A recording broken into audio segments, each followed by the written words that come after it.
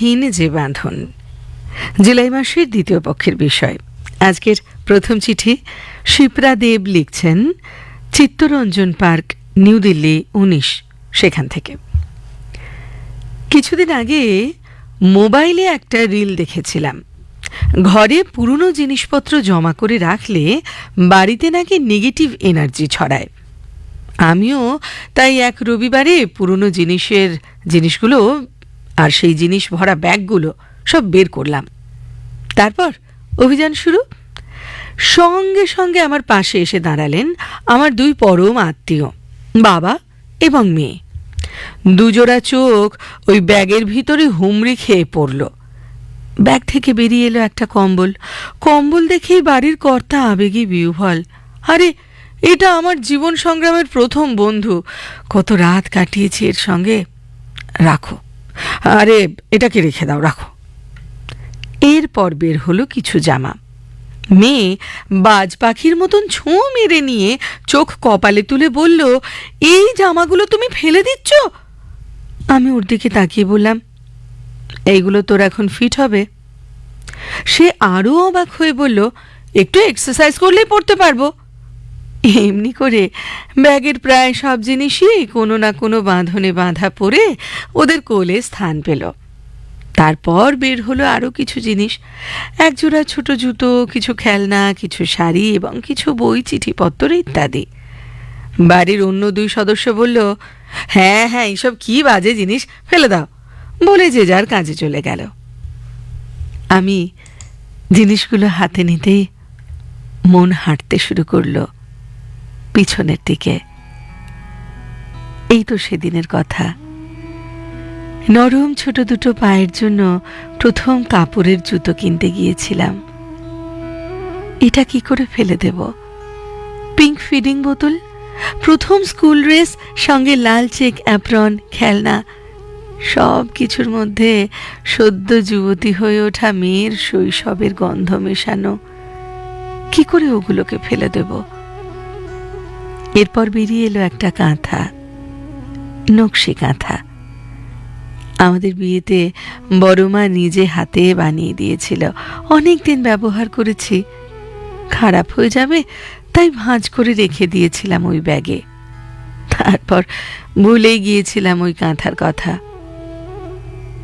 কাঁথাটা হাতে নিতেই ভীষণ পরিচিত একটা গন্ধ আমার নাকে এলো। পুরনো সোঁদা গন্ধ নয়, বড় মার গায়ের গন্ধ। কোনো ফুল, কোনো পারফিউমের সঙ্গে তুলনা করে তোমাকে বোঝাতে পারবো না প্রাত্যহিকী। বেশ কিছুক্ষণ সময় লাগলো পিছনে যাওয়া মনটাকে নিজের জায়গায় ফিরিয়ে আনতে। আবেগের বেগে ভাটা পড়লে জিনিসগুলোকে আর ব্যাগে ভরে না রেখে সাজিয়ে রাখলাম ঘরের আলমারিতে। আর কাঁথাটা, যার গায়ে লেগে আছে বড় মার আদর, তাকে রোদে দিয়ে টাটকা করে ভাঁজ করে রেখে দিলাম। এই নিষ্প্রাণ জিনিসগুলোর সঙ্গে এ কোন বাঁধন? সব সম্পর্কের বাঁধনের কি সঠিক নাম হয়? জীবনের সঙ্গে জড়িয়ে থাকা প্রতিটি জিনিস, প্রতিটি মুহূর্তকে এক বাঁধনহীন বাঁধনে বেঁধে রেখেছে প্রকৃতি। যে বন্ধনের সুতোয় থাকে আনন্দ, থাকে ভালোবাসা, আর থাকে এক আকাশ অনুভূতি। সবাইকে আমার বাঁধনহীন ভালোবাসা দিয়ে শেষ করি চিঠি। শিপ্রা দেব, চিত্তরঞ্জন পার্ক, নিউ দিল্লি থেকে। এক বাঁধনের গল্প এবারের চিঠির পাতায় লিখছেন স্বাতী মুখোপাধ্যায়, সুকান্তনগর, সল্টলেক, কলকাতা থেকে। আজ আমি তোমার কাছে ওর কথা লিখতে বসেছি, যার কথা আমি আগেও লিখেছি তোমাকে। আমার সেই ছিপছিপে সবুজ নরম লতা গাছ, যার নাম অ্যাসপারাগাস, যার ঝিরঝিরে পাতা গালে ঠেকিয়ে আমার মন ভরে উঠত। কলেজ জীবনে হস্টেলে থাকাকালীন এক ছুটিতে বাড়ি গিয়ে তাকে দেখলাম মায়ের যত্নের ছাদ বাগানে। চোখ জুড়িয়ে গেল ওর কিশোরী চেহারা দেখে। যতদিন থাকতাম বাড়িতে ওকে খুব যত্ন করতাম। এরপর ওকে মাঝে মাঝে দেখতাম। আমার মা জানতেন আমার এই মায়ার কথা। তাই যখন আবার নিজস্ব বাড়ি হলো, মা বিহারের মাটি থেকে খুব সন্তর্পণে তুলে ওকে আমার বাঁকুড়ার বাড়ির বাগানে ওর নতুন ঠিকানা তৈরি করে দিয়ে গেলেন।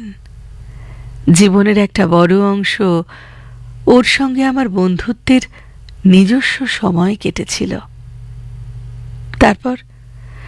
তারপর যা স্বপ্নেও ভাবিনি, জীবনের ঘন সন্ধেবেলায় আলাদা হয়ে গেলাম আমরা দুজন। অ্যাসপারাগাস ওর পুরনো ঠিকানায়, আর আমি ঠিকানা বদলে বদলে এইখানে। ওর ফুল নেই, ফল নেই, তাই কোনো চারা গাছের জন্ম ও দেয়নি। আমাকে ছেড়ে ও চির একা হয়ে গেল। আর মানুষ তো সকলের মধ্যে থেকেও নিজের কাছে ভীষণ একা। সব সময় ভাবি বাঁকুড়ার ওই প্রবল খরার সাথে লড়াই করে ও কেমন আছে। খবর পাই জীর্ণ লাবণ্যহীন শরীরে বেঁচে আছে ও। আহা, আমার সুখের দিনের বড় যত্নের বন্ধু ও। আমি আর ওর কাছে যাই না, ওর কষ্ট সহ্য করতে পারবো না বলে। ও আর আমার হাতের ছোঁয়া আশাও করে না হয়তো। পুরনো দিনের অনেক অভ্যেসের মতো ওকে তো আমি ভুলে যেতে পারতাম, কিন্তু কেন ভুলি না এই বাঁধনবিহীন বাঁধনকে? কেন ঘুম ভেঙে চোখ খুললেই ওকে মনে পড়ে, আর আমার দিন শুরু হয় চোখের জলে ভেসে।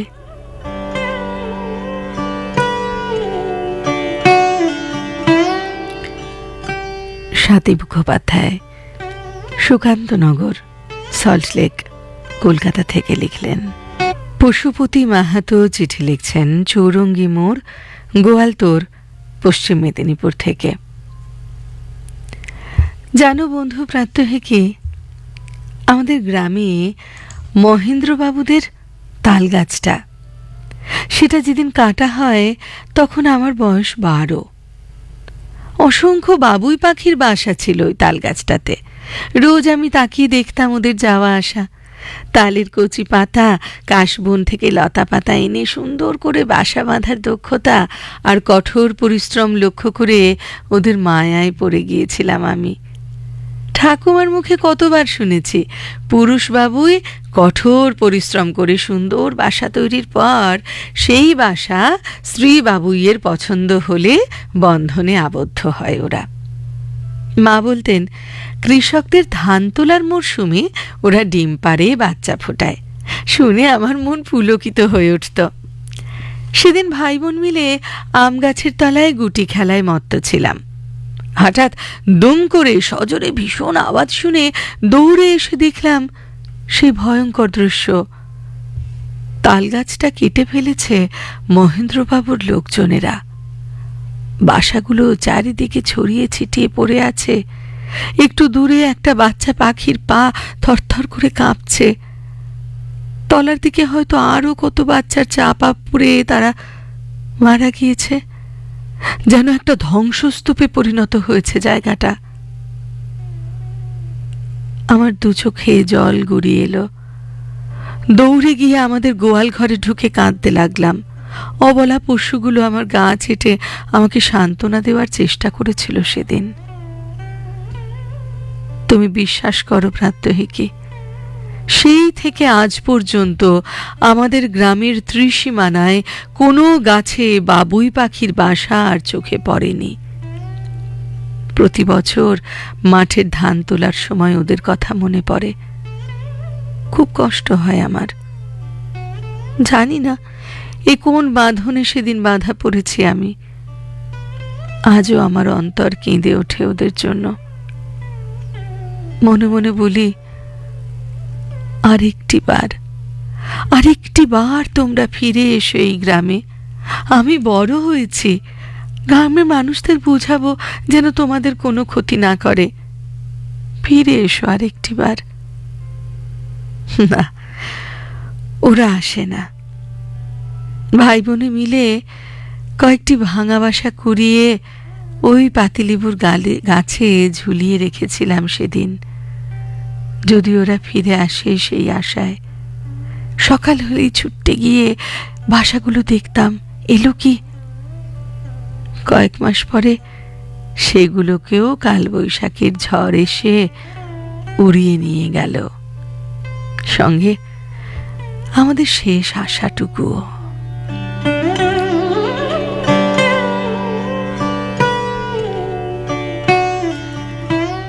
পশুপতি মাহাতো, চৌরঙ্গী মোড়, গোয়ালতোড়, পশ্চিম মেদিনীপুর থেকে।